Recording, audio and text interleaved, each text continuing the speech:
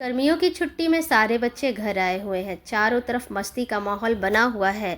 उसी मस्ती में उम्र के 60वें दशक में भी मैं अपनी नाती पोते के साथ मस्ती के माहौल में डूब गया हूँ। समय कैसे कट रहा है पता नहीं चल रहा है। 1 महीने की छुट्टियों में दोनों बेटियां, नाती नतनी, बेटे बहू पोती सभी आए हुए हैं। पूरा घर हरा भरा गुलजार सा है मेरा। इन दोनों बच्चों को किसी की नज़र ना लगे, यह सोच शशिकांत जी अपने बच्चों को देखकर मंद मंद मुस्कुरा भी रहे थे। तभी उनकी बेटी गौरी, पापा 1 सप्ताह हो गए हम लोगों को आए हुए, इस बार तो हमें बच्चों के साथ अपनी पुश्तैनी घर देखने जाना है। छोटी बेटी सिद्धि, उसने भी कहा पापा। बच्चे सभी कहने लगे हाँ नानू, हाँ नानू, चलना है चलना है।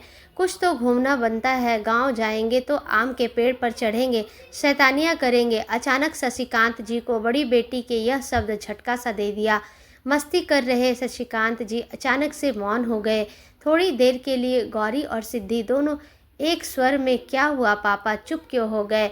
इसी बहाने चाचा चाची लोग से भी मिल लेंगे।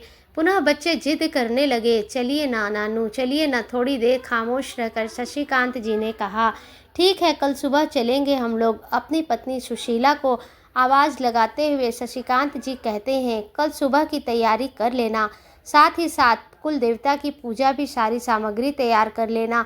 हम लोग अपनी पुश्तैनी घर चलेंगे। सारे बच्चे हिप हिप कर, अब तो मज़ा आ जाएगा। सुबह सुबह जल्दी से सभी तैयारियां हो गई। 2 गाड़ियों से पूरा परिवार और शशिकांत जी गांव के लिए रवाना हुए। गाड़ी की तेज़ रफ्तार के साथ अपनी ज़िंदगी के 32 साल की रफ्तार को यादों में समेटते हुए आज फिर उसी पथ पर एक बार वापस जा रहे हैं। खो गए शशिकांत जी 32 साल पहले की यादों की खूबसूरत झरोखे में। शशिकांत जी 5 भाई बहनों में तीसरे नंबर पर थे। एक बड़ी बहन और एक छोटी बहन थी। माँ बाबूजी, दादा दादी, चाचा चाची, पूरा परिवार भरा हुआ था।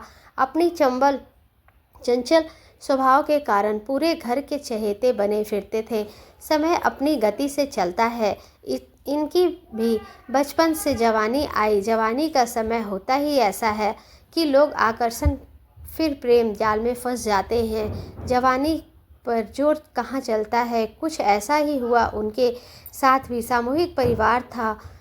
दुर्गा पूजा के अवसर पर मेला देखने चाची जी भतीजी आई हुई थी। सुनैना नाम से अनुरूपा भी बहुत ही खूबसूरत थी। सुनैना जवानी के इसी आकर्षण में यह भी खुद को रोक नहीं पाए और खींचे चले गए। सुनैना ने नैनों की गहराइयों में सुनैना भी इस डोर में खींचती चली गई। बातें बढ़ते देर नहीं लगी। पूरे परिवार में इस बात की चर्चा होने लगी। सबके चहेते शशिकांत जी अचानक से अपने इस फैसले से सबसे दूर होते नज़र आने लगे। पूरे परिवार वालों के सामने में कहा कि मैं ब्याह करूंगा तो सिर्फ सुनैना से, वरना कुंवारा ही रहूंगा। उनके इस फैसले से कोई भी व्यक्ति सहमत नहीं था सिवाय चाची के। शाम के समय शशिकांत जी माँ और चाची के पास उदास बैठे हुए, किसी तरह सबको मनाओ ना चाची, माँ तुम चाहोगी तब बाबूजी मान जाएंगे। रोते हुए शशिकांत जी को रोते हुए देख माँ का तो कलेजा छलनी हो गया। किसी तरह माँ रात के खाने में सबके सामने दबी जुबान से इस बात को रखती है। हिम्मत करके बहुत देर कहा सुनी चलने के बाद बड़े ताऊ जी ने विवाह की स्वीकृति दे दी।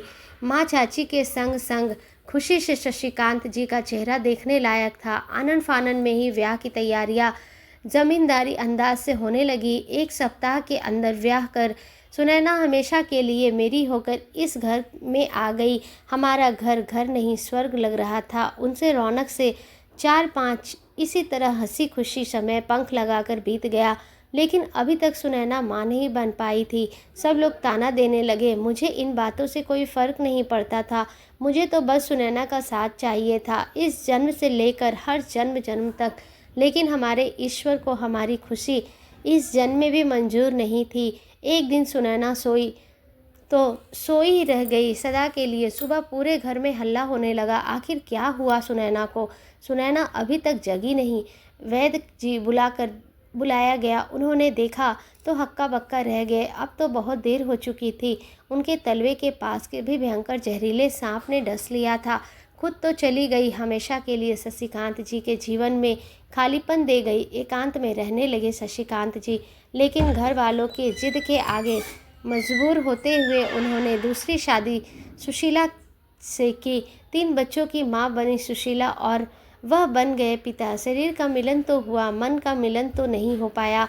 आज तक बच्चे छोटे ही थे, तभी अपनी पत्नी और बच्चे को लेकर हमेशा के लिए इस पुश्तैनी घर से काफ़ी दूर चले गए थे, जहाँ सुनैना की यादें उन्हें झकझोरे नहीं। अचानक से गाड़ी का हॉर्न कई बार बजने से यादों की पटल से धरातल पर आए। बड़ी बेटी पापा पहुंच गए घर, कब से उतरने को आवाज़ लगा रही थी, कहाँ खोए हुए थे। बेटी को क्या पता कि आज भी यहाँ कदम रखते हुए मुझे सुनैना की आहट महसूस हो रही थी। दिल कहता है कि जाओ सुनैना, फिर एक बार सुना सुना है जहाँ। धन्यवाद।